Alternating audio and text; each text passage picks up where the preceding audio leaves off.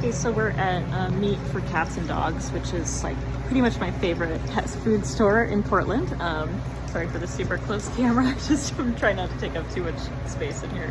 But anyway, I just wanted to show you that there is a game I like to play that I'm going to call the Get It game, and it's a great game for building engagement and confidence around in new novel environments. So I picked a zone with pretty much nobody else in it. Really nice little calm corner of the store here, so nobody else around, and this is a perfect place to play a game like this. So she's doing awesome right now. Beautiful job, girlfriend. So with Get It game, I'm going to be saying the phrase get it, and then I'm going to take a piece of treat and I'm going to toss it for Maisie to chase and then eat if she chooses, which she usually does. And in this game, I'm going to wait until she looks at me, and then I'm going to say get it, and then I'm going to toss my food, and then we'll do another rep, and we'll do a few of those in a row. Repetition is also just something that's a really great confidence builder in dogs. Anytime that they can kind of predict, they know what's happening, that's always kind of a comfort. And in situations like this where there might be people that pop out, I really want her to feel more comfortable in places like this, so that's something we're doing.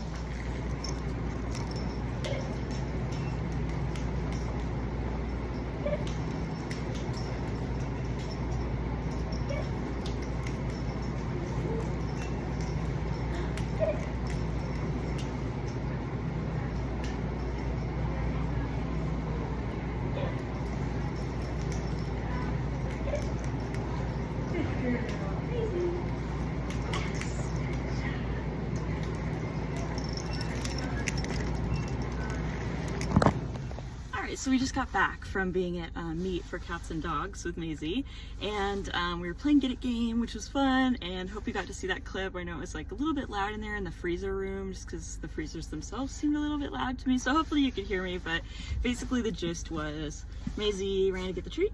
She turns back towards me. I say the magic word that I'm not going to say right now because she's in that crate. So it's spelled G-E-T-I-T. And of course you say that in kind of your dog voice, not like conversational, like, oh, then I get it. You know, that's not really, she's not gonna respond to that.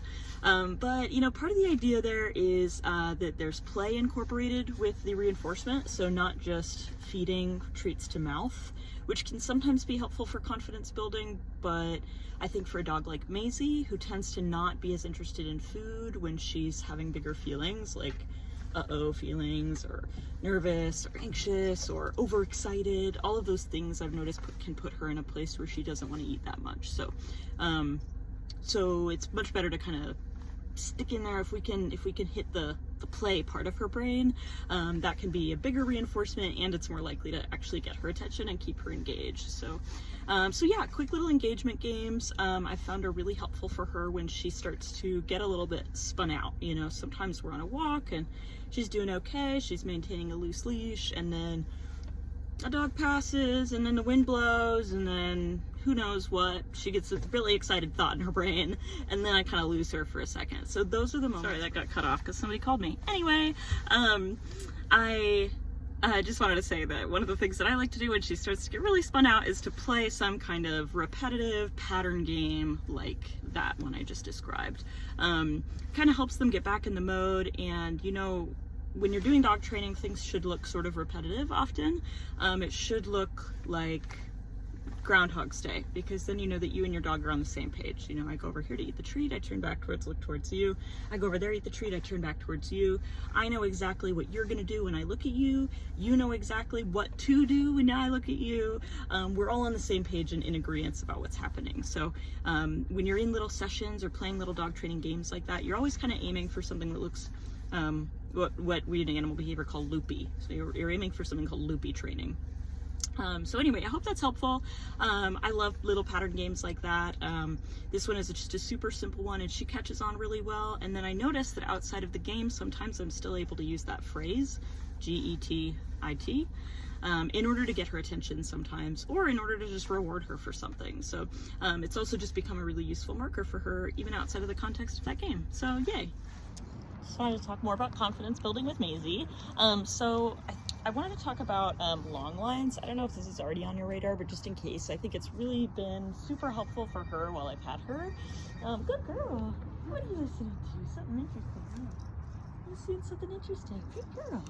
So this is a 20-foot biothane longline, and the idea is to give her a little bit more freedom so that it's not quite like being off leash, because that wouldn't often be safe, but it gives her the freedom to move away when she's worried, which I notice if she's on a shorter leash, she's often more likely to escalate, go from kind of like, you know, that stiff, like, I'm thinking about barking posture to actually barking.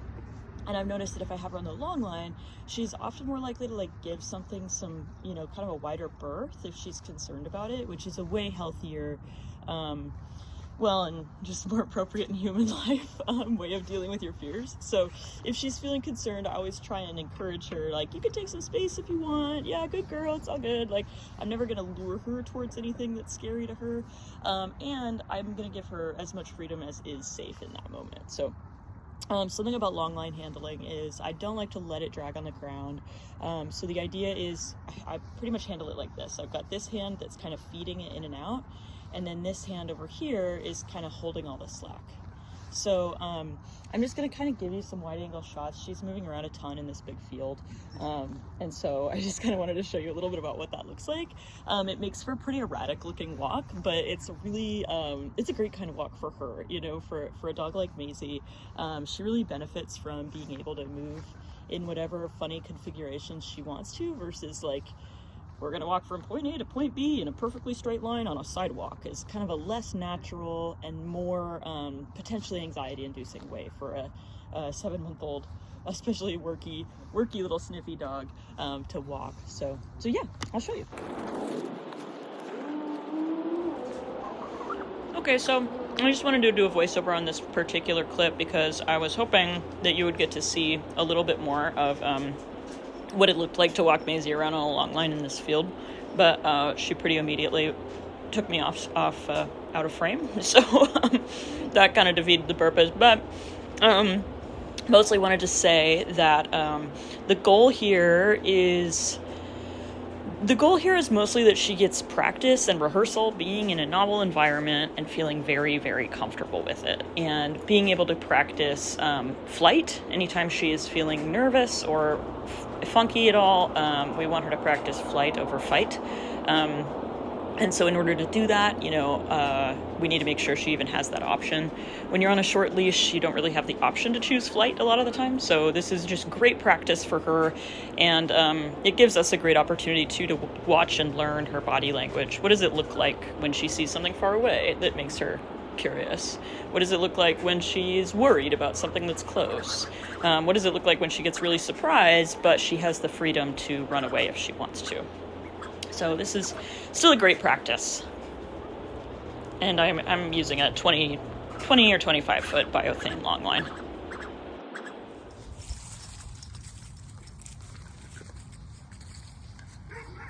Good girl. Nice job. So the thing about a long line is I'm still not going to let her pull. So if there is a lot of leash tension, like the leash is a nice straight line, hi, good girl, good focus, then I'm not going to walk forward. Instead, I would just wait until she puts slack in the leash or looks back at me, or otherwise offers something better. But what's really great about the long line here is that she has a ton more space that she can move, and so there's less focus on needing to do obedience work, like maintain a loose leash while she's having feelings like fear or stress. And so long line walks like this are super beneficial. As you see, she is walking all kinds of wacky directions. So here's an example of, we started to pull, good girl. So I just stopped. But if she was moving more slowly, then I would just give her more slack in the leash. I'm down a hand right now because I'm holding my phone, but normally I would be, good girl. Normally I would be, picking it up so that it's not dragging on the ground at all, but she actually does pretty well. She doesn't really mind too much when the leash is touching her feet. Some dogs really get bothered by that, but she's not too bad. So this is what I like to see, right? She's kind of moving all kinds of weird directions at her own pace. She's really taking in the environment. This is a really great choice for a dog who is still a little bit mind blown about city stuff. And I think a really great type of outing for a dog like Maisie, I'm gonna just jog a little bit here to get to this tree. Good girl. I think a really great type of outing for a dog like Maisie is to go to just any random park and kind of mix it up all the time with your long line and just let her meander the park. We're not going to go that close to the street. Hi, thank you. Yeah, those people are playing tennis. There's a lot going on, huh? Good girl. Good girl. Very nice. And yeah, the idea there is that she's getting more used to the fact that there's a lot of novelty in the world. There's all kinds of different places. Portland has a lot of very beautiful parks, so if I were you, I would drive to a different one. I would say once or twice a week. You know, take your long line, let her do her thing, and let her practice. Just going towards something if she's more comfortable, moving away if she's less comfortable. I didn't catch it on video, but we saw a person in a wheelchair or like a power chair, and she is quite skeptical of that person. But she did end up just giving them a huge berth. So she went probably like 10 feet out of the way to give them more space. So I thought that was really lovely. I told her, great job for that. I like that a lot better than pulling towards something you're uncomfortable with in order to bark at it. So yeah, great stuff. On the note of confidence building, I also want to just put in a plug for play structures like these. This is great stuff for working on, especially physical confidence building, which she doesn't really lack. She does have a lot of confidence in her physical body, but being able to play and climb on structures like this out in the world is a great way to just kind of show her that there's a lot of fun in walks, right? Not just walking, not just sniffing, but also maybe we could play some games. Maybe we could try and climb up on a certain retaining wall, or maybe we could try and get up on this one stump, or, you know, stuff like that can be really fun for kind of gamifying your walks. And with a young dog who can tend towards, I don't want to say nervousness, but she can tend towards kind of high arousal and anxiety sometimes. This kind of thing can be really helpful in just kind of like switching gears in their brain, right? Oh, I'm going to switch to the mode where I think about how to move my body in these funny ways in order to get myself up onto something. So let's see if I can get her. Hey, Maisie! Good girl! Good girl! Do you want to try and climb up here? All right, good job. That was an easy one. That was an easy one first. We'll do an easy one first. Good girl. Get that. All right. And what's nice is these structures are almost always, there's like really soft ground underneath. Yay, good girl. So they're nice and safe for children, which usually means they're very nice and safe for puppies. You gonna try and get up here? What's going on up there?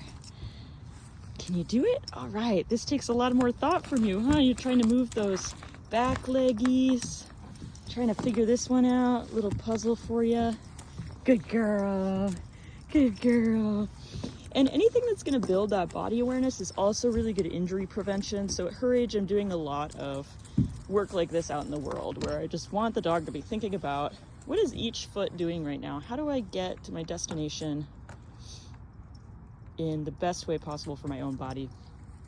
A lot of dogs get soft tissue injury, super common, and I don't want that for her.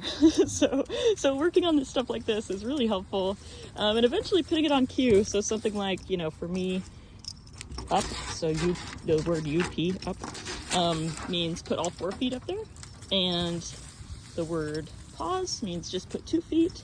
All right, smart girl. Good job. You figured out how to go around.